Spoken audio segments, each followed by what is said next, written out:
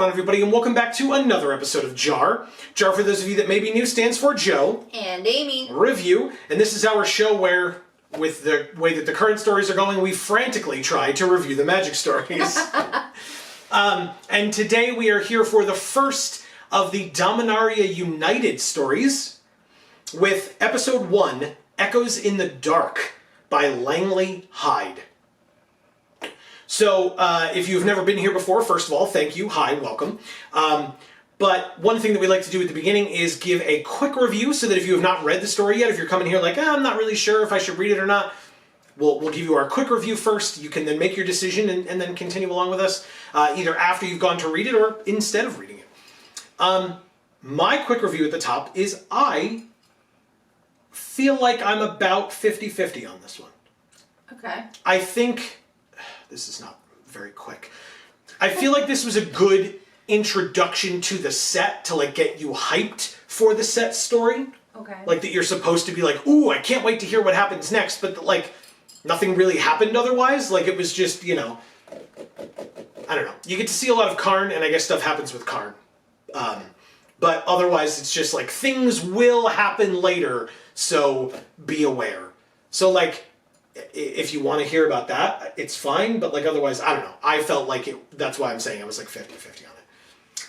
Yeah, this story was tough for me because I'm not really like knowledgeable on any of the stuff leading up to this story.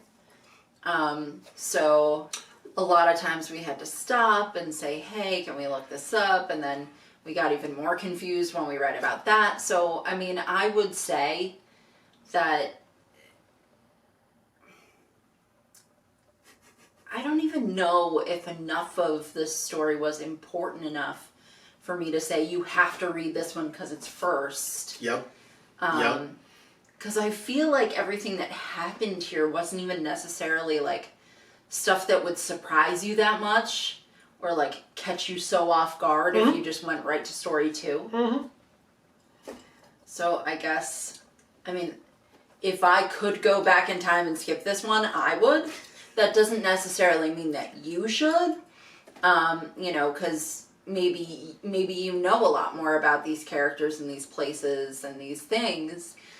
So you wouldn't have that same issue that I had. So maybe that's the caveat. If you're more knowledgeable about Dominaria's history as a plane and all the other sets that were set on it, not just the most recent Dominaria set called Dominaria, but all the like old school sets where the stories were in novel form. If you're knowledgeable about that stuff, this may be very interesting to you to catch all the Easter eggs and all the updated versions and etc. But if not, maybe you would not want to. So yeah, if that is compelling enough to you and you have not had a chance to read the story yet, and if you want to find an easy way to find it, if you check the description down below, the top link will take you right there. We try to remove as many barriers as possible so that folks can check it out for themselves. A lot of what you were talking about, we are going to get into very heavily in this review because I wrote about it. I want to and need to talk about it, so stay tuned for that. And if you do leave to go read that story, of course, we would love it if you would then come back here and join us because we, as always, want to hear people's opinions. I'm curious how divisive this truly is, and I'm curious what our viewers think of Dominaria or know of Dominaria from the past. So I'm very curious to hear what folks have to say. So we would love to hear from you any opinions that you might have in the comments down below. That is what it is for. Please keep the conversation going. Yeah, I'd like to hear what you have to say on that too because, like I said, it's all very confusing to me. Like I said, we're going to get into it a lot. There's a lot more than just that. I have things to include as well. And then once you've heard all that, like Amy said, we would love to hear from you on that and anything else that we talk about today. Right. Before we get started into the full review itself, hi, welcome to the channel. Thank you so much for being here. We're really glad that you are joining us. Please don't forget, if you're enjoying the things that we're doing here on this channel or on our other channels, also linked down in the description box below, Video Games for All and Gluten Free for All, please don't forget to subscribe and ring that bell so that you'll get notifications whenever any of our videos come out, or if you're on this channel, whenever we go live every Monday and Friday at 8 p.m. Eastern. Mondays, we play MTG Arena. Mostly whatever limited set happens to be around at the time. The most recent one, so once Dominaria United actually comes online, we will be doing that. If there is an early access event, and if Wizards is nice enough to invite us, we will almost certainly be taking them up on that offer, so stay tuned for that as well. And then on Fridays, we play whatever video game we happen to be playing at the time. But this Friday, we will be continuing our playthrough of our first ever Nuzlocke for Pokemon Fire Red. If you are interested in that kind of thing, or maybe you don't even know what it is, we would love to have you come join us. Like I said, Fridays at 8 p.m. Eastern, and then Mondays at 8 p.m. Eastern is MTG Arena if you are fans of Magic the Gathering. So, yes, on to the full review itself. I guess we can do the big topic at the beginning. We have been reading Magic Story and following it quite closely. And by quite closely, I mean, we've been doing this show for like 6 years, right. But we've been reading the stories even prior to that and being aware of the stories prior to that. So we have been following the stories for over 8 years. Wow. 8 years of Magic Story. I looked it up specifically so that I would know that Tarkir's story started over 8 years ago. Or around 8 years ago. But before then was Theros' story, which we also followed and we were aware of. So we've been following it for a while. And yet, a lot of Dominaria's history we are not aware of. We're just not. Because despite the few books that you might be able to see behind us here on the shelf, those are the only ones we have. And they're the only ones, we haven't even had a ton of an opportunity to read them, because we only just recently got them. But, and obviously it's something we would love to do at some point. But we're too busy reading the new ones. Because, 10 of them come out in 8 days. Right, exactly. We've talked about that. It sucks. It's very annoying. We do our best. We're going to be trying to put out 2 reviews a week so that we can catch up as quickly as possible to get all 10 of these. Obviously, that'd be 5 weeks. Sometimes we'd slip and miss one here and there, so it might be a little bit longer, but we're going to try our best. It's absolutely insane, ridiculous, and stupid that they put out 10 stories in 8 days. Spread it out. You have so much goddamn time. I don't understand why you do it. We've talked about it a million times. That's all I'm saying on it. Anyway, but we have been following the story for 8+ years. And without having the books at our disposal or just having the knowledge in our heads, the only other thing that we were able to do was anytime a person, a place, or a thing came up that we were not aware of. So any nouns. We had to search it, and this is not a knock against this website or the people that run it, but we had to do it off of MTG Wiki. That's not an official source. So we, as people who are trying to make this content, one, for ourselves, right? I'm not in any way saying, like, they should help us make, no. We want to do this, right? This is something that we're interested in and that we want to do because we're interested in the stories and continuing the conversation and bouncing our ideas off of other people so that we can get other perspectives. What I don't like, and what our viewers don't like, because we've heard about it in the past, is when we come at it with a lack of knowledge, right? We have been slammed previously. Somewhat rightfully so, somewhat not so rightfully so, maybe a little bit harsh. That's my own personal opinion. But we have been slammed in the past for not having... I think it's just something that some people take a little bit more personally than others. So I don't know that it's... Yeah. Anyway. So we have been slammed in the past for not having accurate enough knowledge. So it bothers the shit out of me. Truly. So I guess I apologize, but it bothers me a lot to have to come here and try to review a new Magic story for a new set when we have been following every single word of the story for the past at least 6 years and being tangentially aware of the story for at least 8+. And now I have to come here to review this story 6 years on in our tenure of doing this, and I just don't have official knowledge of the set. Maybe I'm being a whiny bastard. You're more than welcome to let me know that. Seriously. Truly. Like, let me know. Am I being too sensitive about it? But we have made this show for 6 years. And we have learned along the way all the things that we can about the stuff that we're reading. Now we're on Dominaria. There is a lot of story here that is background that I don't have a percentage. I would imagine... and like I said, I have no data on this. I would imagine over half of the people reading this story were not reading the story around the time where it was first released. the original Dominaria stories were released. I don't mean the last Dominaria set either, because we reviewed that stuff. And that stuff was just flat out wrong on many occasions, because it was before they brought in Jay and Ellie, who now does their, what's the word I'm looking for? Continuity? Thank you. Thank you so much. Their continuity. See, that's why we have two people here. I appreciate it. Yes. It helps. That Jay and others handle their continuity now, because all the new story team members that have to come in that weren't reading back when original Dominaria was around, Jay and others, his team or the people that he works with, are able to correct that. So, and like I said, they didn't have that the first time around, and they messed it up a lot. And we talked about it back then. There's no need for me to rehash it now. You're more than welcome to go watch our Dominaria story reviews, because they exist, and I encourage you to do so. And I would say it would help prepare you for this one, but it doesn't. I don't think. So what we ended up doing, right? And again, I guess shout outs to MTG Wiki, right? I'm aware of the fact that every once in a while you will hear about, if you're listening to the right folks, you'll hear about people who have to contact the MTG Wiki folks to correct certain things. And again, I don't think that's their fault. Like, I wouldn't know any of this stuff, so I'm not going to fault them for having one very obscure fact wrong in their massive collection of all of this information. But today, we looked up 9 different articles through MTG Wiki just to be able to make sure that we, to our own efforts, understood everything that was going on.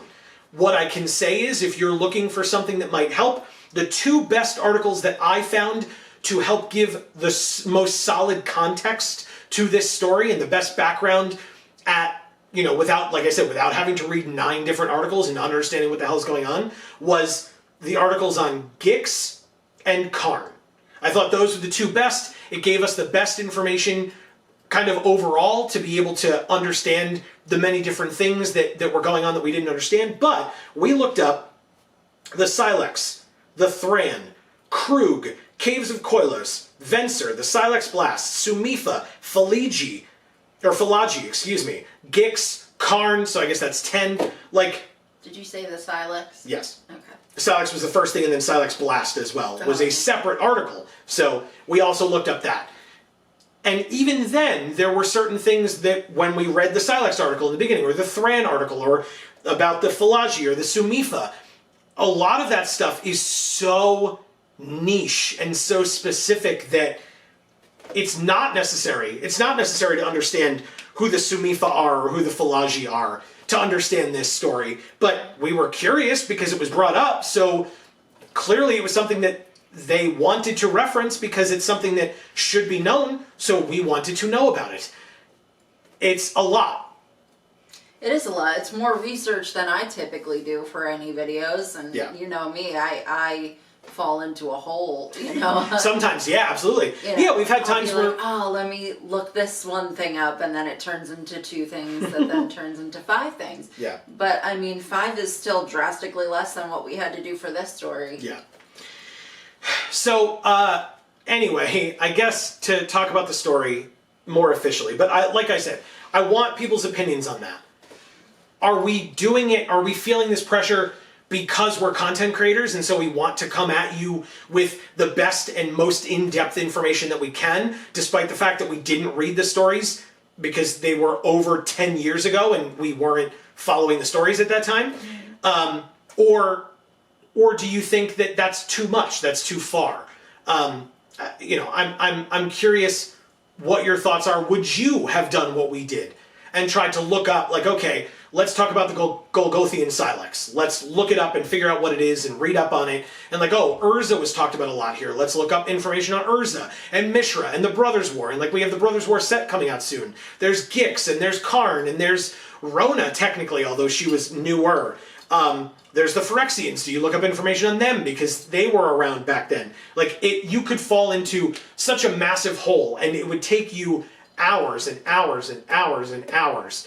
And I will join in the chorus of many others, I'm sure, as people who have watched our playthrough of Phoenix Wright Ace Attorney over on our Video Games for All channel, like I said, link down below, you'll know that I am a licensed attorney here in New York, and while I don't know anything for a fact, I would imagine that the reason that there are not newly released digital copies of the old novels so that new Vorthos or new people to the Magic story could actually read your content to understand the story, I assume it's because of the contracts or whatever that were drawn up at the time and the agreements that were made. It's possible, again, I have no knowledge of this whatsoever, it is possible that those have an expiration date in terms of like, you're not allowed to produce them in any other form until X number of years have passed, or the people who are the rights holders of it have passed away, although presumably if it's a novel, it was released by a publishing company, which means those rights would not go away as people grow up and pass on and etc. Well, but what they could do, as opposed to creating digital copies of these, is they could start reprinting the old novels so that people who wanted to buy them could more easily find them. Again, I assume that they cannot, is my point. Like, if you go to the publishing company, maybe that portion of it has run out. Maybe there's not... look, they released novels digitally for a couple of dollars or whatever. They released War of the Spark and War of the Spark Forsaken. If those books were good enough that they could go back to those old publishers and say, hey, let's release new versions of these, look at the sales we did on these other two books... If it's a publishing company that wants to make money... Well, that's what I was about to say. And the money was actually there for them to show, maybe they would have already done it. My assumption is, and it's only an assumption, as I said, but my assumption is that that's not an option for them because they don't have the numbers from those two novels. Gotcha. And as we know about those two novels, there's probably a reason for that. Yeah.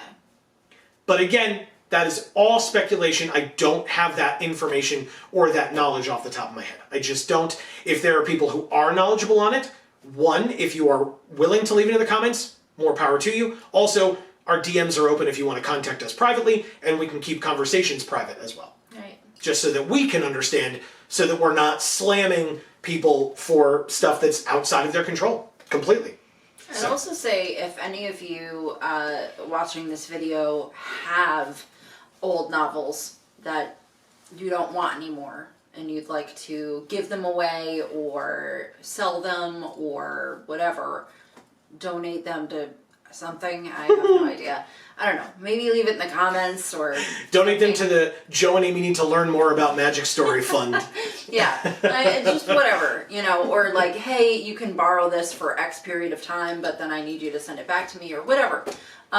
You know, whether it's for us or for other viewers to look at and say, okay, yeah, I want to like contact you or whatever. And then, you know, you can try to have more private conversations at that point. Yeah.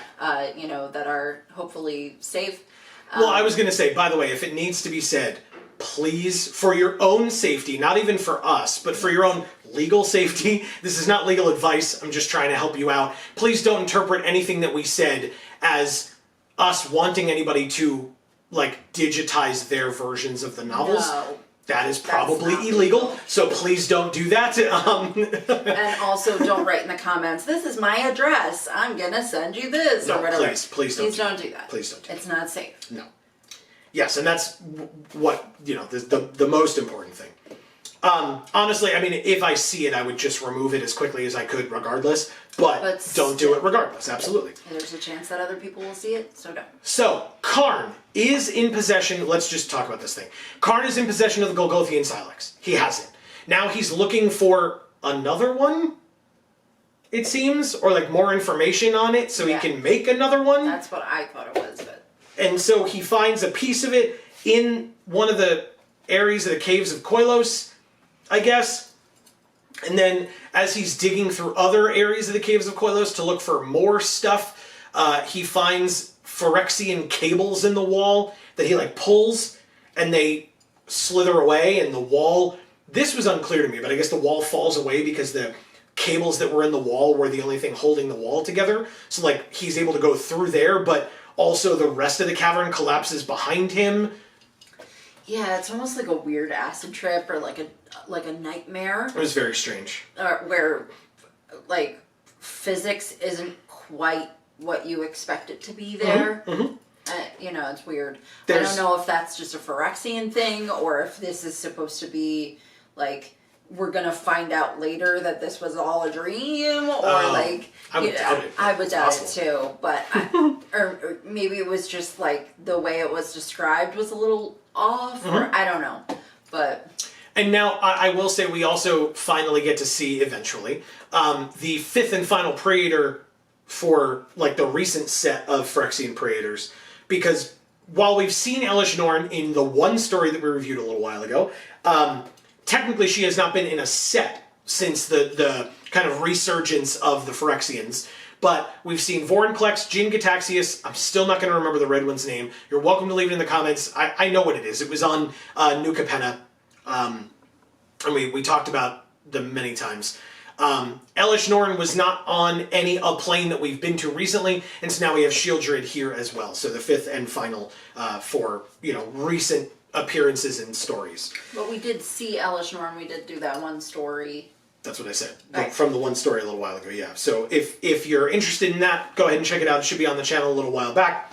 You're welcome to do that. I might be able to put it up there for you. I make no promises. I'll do my best. I've got a lot of videos that we're trying to put out very quickly, but I will do my best. Please bear with me.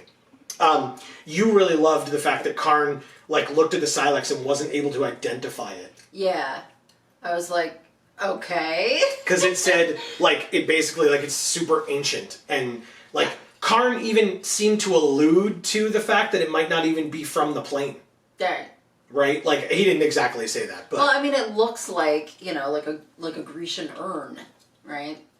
Like an ancient Grecian urn. yeah, and I mean, and it's like I said, it's just, or like you're alluding to with it being an urn. I always thought it was very odd that it's just a bowl, it's just a ceramic bowl, and so it's what helped destroy so much, with Urza's ruinous blast or whatever. It's a bowl, But I mean, I guess that's the point, is that it's so unassuming that it's Yeah. not, most people wouldn't look at it that way. But so then he locks up the Silex and goes out, and that's when he finds the cables and gets kind of pulled into this whole thing. So now he doesn't have the Silex, and he's locked away from his workshop and his lab, or whatever you want to call it, Right. where he's researching all this stuff. Where am I? Oh, he had a lot of flashbacks. So this is where we get a lot of information that we wanted to look up so that we could fully understand what was going on. We hear more about Memnarch. We hear about Argentum. Again, if you don't know what these things are, I'm not going to sit here and explain them because I just don't have the time. And nobody's going to watch a video that long. But you can look up the Argentum, or not the Argentum, the plane of Argentum. You can look up Memnarch. I was about to say Shieldred, then Mirrodin. All these things are jumbled around in my head now because we looked up all of this in furtherance of just reading this one story. He has flashbacks of Urza and how when Urza created him, the conversations that the two of them would have about why is Karn able to feel pain? Right. Which you found interesting. Do you remember it enough to talk about it, or do you want me to? Yeah, I mean, I found it interesting, but also I don't know, I feel like you were just I don't know.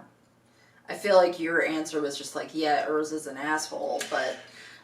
Well, but you're right. I was reminding it just based on the fact that Urza, Karn's why did you make me feel pain? And Urza's well, the way that he said it just seemed very flippant. But the rationale that he gave was legitimate. Yeah, That's what you were focused on. I thought it was an interesting way of looking at things.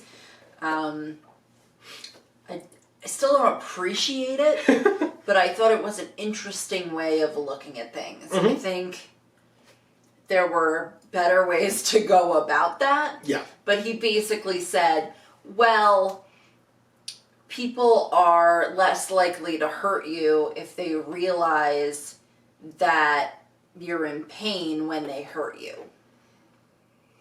And I'm okay, so if he wanders off or gets stolen, and then they start to take him apart or something, and he's you're taking me apart, that really hurts. They're gonna be oh shit, I just thought I would take you apart, and you wouldn't feel it. But at the same time, if he was stolen, then they probably would torture him, maybe. Well, that was for information, and that would be a lot easier to do if he was in pain when they tortured him. So I don't know. I feel like it doesn't actually make a lot of sense. Well, I was saying to Amy, like a lot of like, kids media, right? If there's like a fight of some kind going on, you can have a lot more brutal of a fight in a kids show or movie if the enemies they're fighting are like robots, right? Because then it's just funny to watch like the good guys punch a robot's head off. Right. You can't do that with a human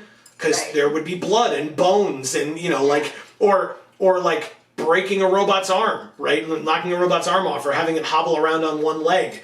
If you do that to a human, that's messed up. And now they're grabbing their leg and they're bleeding and like, you can't do that. It's not okay for a children's show. But the second that it's a robot, it's super easy and you can just have waves and waves of them that get destroyed in more and more interesting ways. And so that's what I looked at it as well, is that like, yeah, like it's acceptable for children to see machines getting destroyed. But the second that the thing that's getting destroyed is going, please no, oh my God, I'm begging for my life, please, you're hurting me, like, that's not a kid's show anymore. Yeah. That's not where that goes. That's not how that happens. So it's the same idea that I thought of, you're not going to torture someone that's begging you not to torture them. Yeah, on a kid's show. Unless you're evil. And Karn says that. Trying to do that. And Karn says that. He's like, that won't work on everyone, right? And it's like, well, that's the gun control argument, isn't it?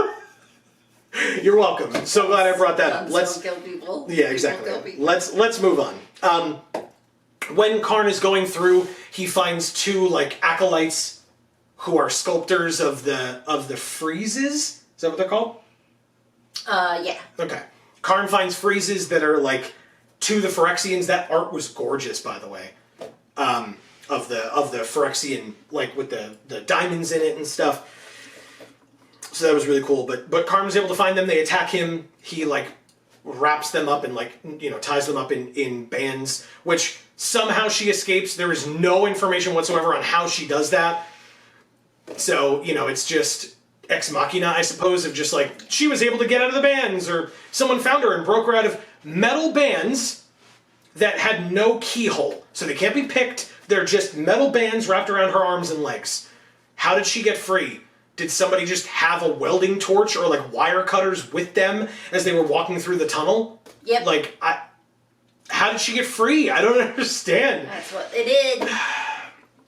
So, okay, she gets free because yada yada. Let's move on and never argue about it again, because it's not important. It's only why Karn gets found out. But regardless, but since we're talking about art, right? I talked about the art of the frieze of the Phyrexian. Let's talk about art for a second. If you are new to the JaAR series, especially more recently, we have talked about the fact that in this new era of magic storytelling, the newest era of magic storytelling, and especially seems to be with the Phyrexian arc that we're in at this point, the story beats especially the story spotlight beats, have not always matched up the story to the artwork. Sometimes it's like a little thing, and so not a huge deal. It could be just artistic license. But other times it's kind of embarrassing. Yeah. How blatantly pathetic it is that it's not anywhere close.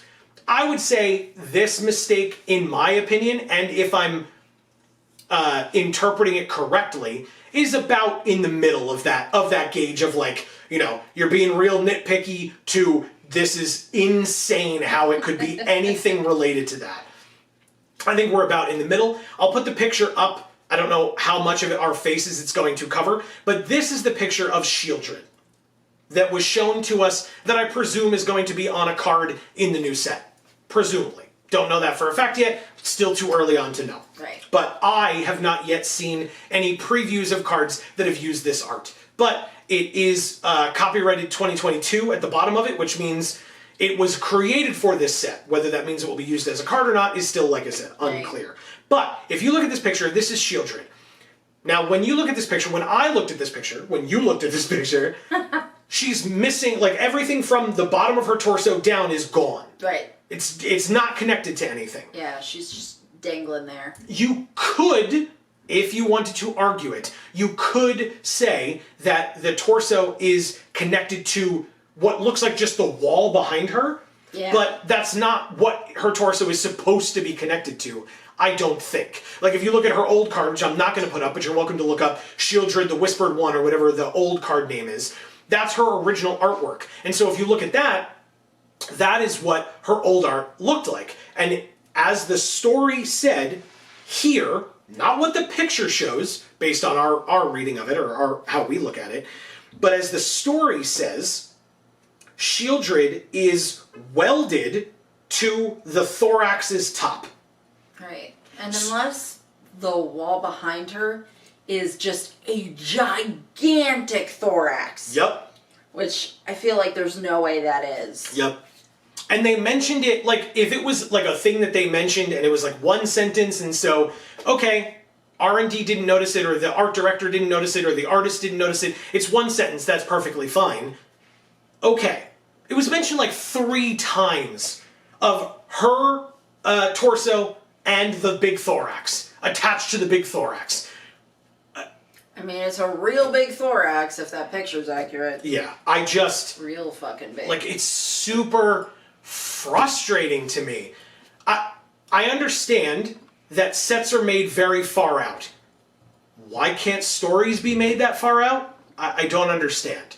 If your set is being made that far out and so you need the art for the cards to mechanically make sense, that's cool, but then play a little bit of catch up on your story team as well, right, so that these authors that you contract, who gives a crap if the author that you contract today, their story doesn't come out for 3 years? Right. What's the difference? It's irrelevant. It's not like they're, finding the most popular author at the time, and they're like, well, this is the one who we're going to have write these stories right now. And it's really super relevant that they're super popular right at this moment. Mm-hmm. You know, they're just finding authors that are, fantasy or sci-fi or whatever, that are good writers. Yep. They're not saying, like, this person has to be super relevant at the moment, and therefore, like, the stories have to be written right when they come out, Yeah, so it's incredibly frustrating, and again, I don't have any inside baseball knowledge of the business or anything like that, but you're already, like, they touted so much, they were so happy that they were finally going to get to use their, like, award-winning art model for the stories. So then do it at the same time. I don't understand. Yeah, their award-winning art model. Well, okay. I could be exaggerating, but their tried and true art method, it works. I mean, to contract out those artists, yes. But so that method worked for the art. It could work for your story. Just have it done at the same time, or like in conjunction with. I don't understand why it has to be so hard. Maybe during the pandemic, because the art director wasn't working in the same building as the story team, but it's easy enough to write your story digitally and then send an email to somebody to look it over and make sure it makes sense. And like, again, it's also 2020, and you could get on them ahead of time. any voice call ever and say to the person, hey, by the way, here's the little blip of the description of what she's supposed to look like. Can the story reflect that? Or can the art reflect that? Sure, no problem. But instead, this is like the 3rd or 4th time now where we've been like, excuse me, can we talk about this for a minute? Right. It's like real different. It like doesn't make sense again. Right, because like if that's supposed to be like what she looked like before Karn saw her, like before she actually was attached to the thorax. Yeah. Then that's fine, but like, and maybe you just want to use the picture of her because it's a picture of her. It looked sick, right? I'm not going to take anything away from the artist. Yeah, the art was incredible. Cool. But it just doesn't match with what the story says. That's not anything on the artist. But like, then why isn't there like a little blurb underneath the picture or something like that? Or why isn't it like a story spotlight card picture where it's saying it might be. We don't know yet. Oh. Right? We don't know what the story spotlight cards are from this set yet. I don't mean to have cut you off. I'm sorry. No, I just figured it would say it if it was. No, it can't yet, because we don't. Sometimes it has the card's name underneath it, but it's not going to tell you the card's name and show you the card because the card hasn't been previewed yet.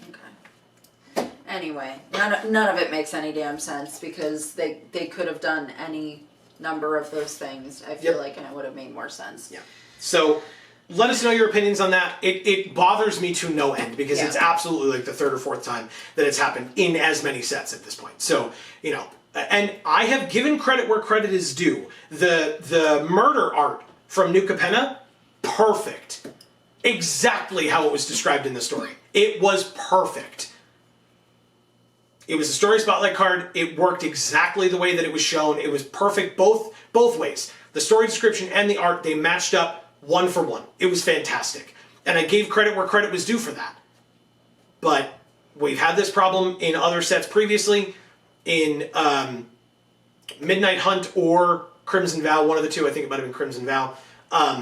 In Kaldheim, now here, there are probably others that I'm forgetting about. Like, it's epidemic at this point. Like, stop doing it. Fix it. It's not that hard. Communicate amongst your team members or between departments. You're the same business. It's just so frustrating. And even if you weren't, I feel like you could do a better job. And not for nothing, like maybe I'm reading too much into it, but you make your author and or your artist look like a chump. Yeah.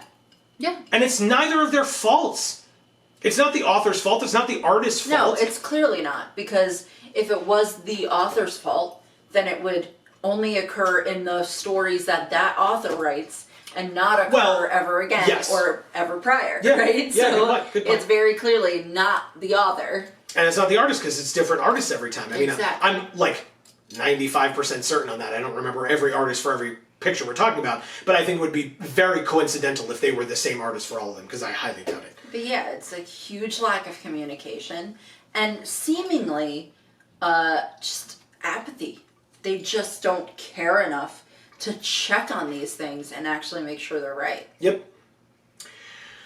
Speaking of the author, let's talk for a second about when we get to the Karn entering the area where Shieldred is suspended. You were disgusted. Yeah. In the best way. A lot of the language in this one put me off. And you know that I'm not one of those people who's like, oh, with gore, I can't deal with it, or, you know, slimy things, or, you know, I love horrors and pests and it's true. all the slimy critters. It's true. But the way they describe certain things in here, it was just like, gross. Yeah. Like, why are you telling me this? See, I don't want to know. See, I thought that was good though. Okay. Yeah. I was like, what's your take on it? Because I imagine it's good descriptive writing, right? Incredible. That's what I'm trying to say. Yeah, super but it's also grossing me out. Yeah. Then, like I alluded to before, we get Rona back again.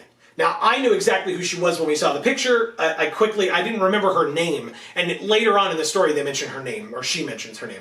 But, yeah, I looked her up very quickly. I was like, ooh, I remember Disciple of Gix, but I don't remember her name. So I looked it up. It was Rona, Disciple of Gix. And so now she's here. Now, she gets a lot more in this story than she did in the original Dominaria story. The most recent Dominaria story. Yeah. I didn't remember her at all. Yeah, I mean, I did, but again, just from looks. If we didn't have her art, like, I maybe would have been like, oh, it's a person with a red eye, okay, cool. Like, maybe I would have remembered that description. But when they showed her art, it was like, oh, it's definitely the same person. Right. I didn't remember the art. I didn't remember hearing her name or anything, so... Yeah. So it was nice to see her back again. She did a fair bit in this story. Yeah. Karn whips her against a wall and breaks her leg in the process. And she eventually is still able to crawl her way back. She does the classic villain, like, I'm trying to corrupt you thing of, like, why don't you finish me off? And, like, Karn's not going to do that because he's not that guy, or construct. But but she then later is like, you should have, right? You should have gone for the head. And she holds him in place with something, again, no description whatsoever on what it is or how it works, because we're getting it from Karn's perspective. I can forgive that. Because Rona has something that's working against him. Karn doesn't know what it is, but he notices that it gets a little bit less as she walks away and or as she gets more distracted. So it's possible that it's just a spell, it's possible it's a device that she has on her, and so there's like a range to it. It's unclear. Yeah. And then the other thing that I didn't love about this story, the ceiling caves in on him, and he's trapped, and he can't planeswalk. Well, why can't he planeswalk? Right. That doesn't make any sense. So here's the quote, and you tell me if you buy it, because I sure as hell don't. Karn can't planeswalk because, quote, ordinary stone, but with all the ancient interplanar and Phyrexian technology providing a low-grade interference, he could not planeswalk away.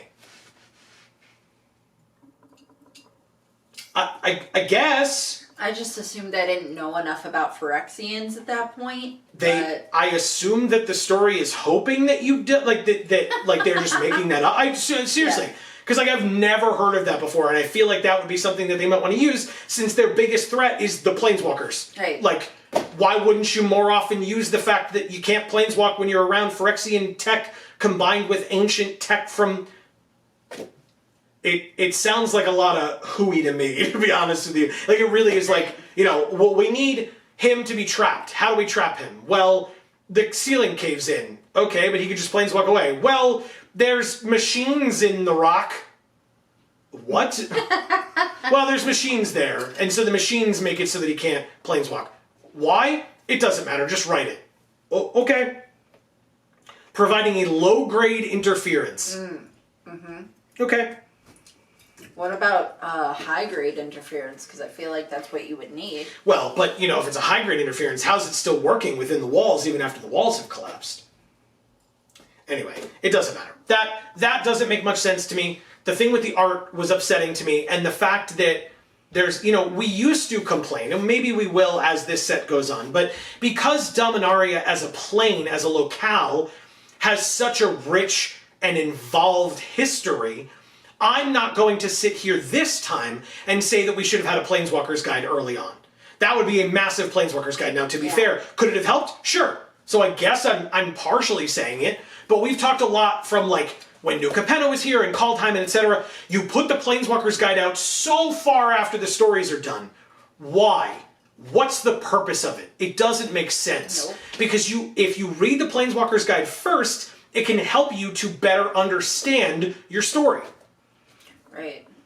So why not do it? I don't get it. I also think, like, this story wasn't super long. Like, I feel like there were opportunities where they could have provided a little bit of context for certain things, and they just didn't. Well, the other thing that they don't really do here, and I mean, for this particular thing, it wouldn't make as much sense, but why not have, like, the MTG Wiki did it, most websites do it, like Wikipedia-esque websites, where if you're mentioning something that is like a name or a title, a person, place, or thing, as I said earlier, you can have that word be clickable. We'll just with a little link. The little iCard. Well, no, I don't even mean that. Like, just the word. The word will have, like, the blue and the underline, and you can just click on it. Yeah. You're reading it online. It's not like you're printing it out, or they're expecting you to print it out. But I would highly doubt it. But you're reading it. I'm not judging you if you are. You're reading it off their website, whether it's on your phone, on a computer, on a tablet, irrelevant. You can click the link if it's something that's talked about where you're like, oh, I don't know what that is. Let me read more about it. Right. And not for nothing, but for your business model,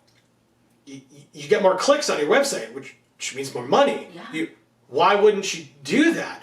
Again, for Dominaria. And that's why it makes it a lot easier to research things if you have a website that works that way. Yeah. But I mean, they can't even do the bare minimum. Well, but I was going to say, but for Dominaria, they can't do that, right? Because they're not going to link to an external source like MTG Wiki. It's not run by them. It's not controlled by them. And they can't endorse that website.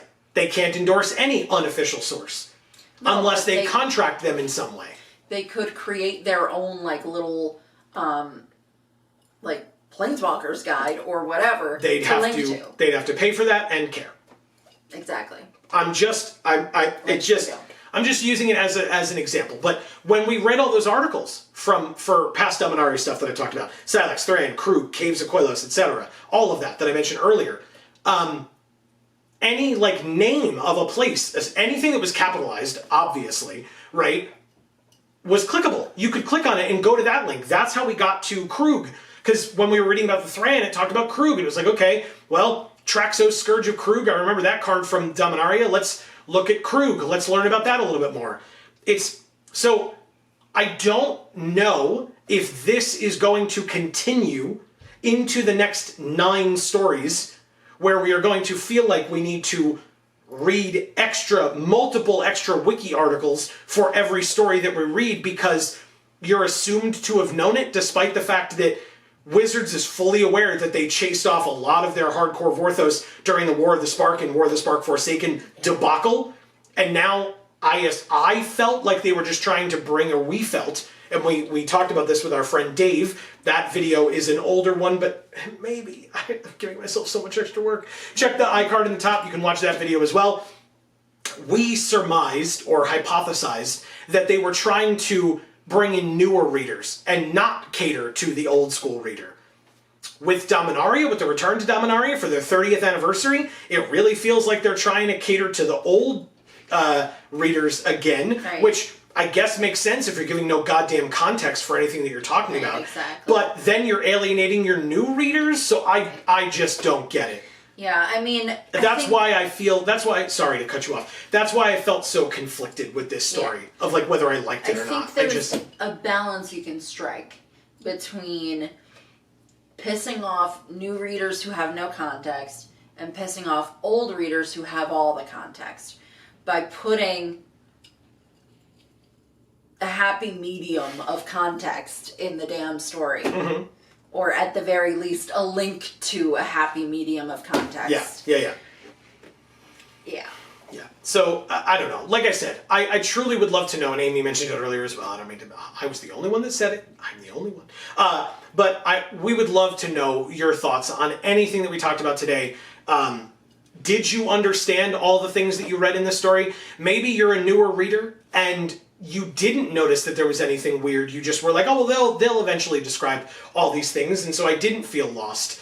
You know, maybe we got lost in the sauce because we were like, okay, this is the first time that they're mentioning Gix, but or Rona, who was previously the disciple of Gix or whatever, and so, you know, what about the Silex? You know, do we need to know more about that? Blah, blah, blah. Like, all of that stuff, the Thran. Like, were we getting too mixed up in the sauce?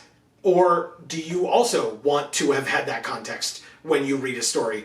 Because, you know, it's got a rich history of like a decade plus or whatever of like past stories in novel form that we don't have access to unless you're willing to pay exorbitant prices online, if you can even find it online at all. Right. So, yeah, that's all I had for this one. I don't know about you. Yeah, I mean, I don't know.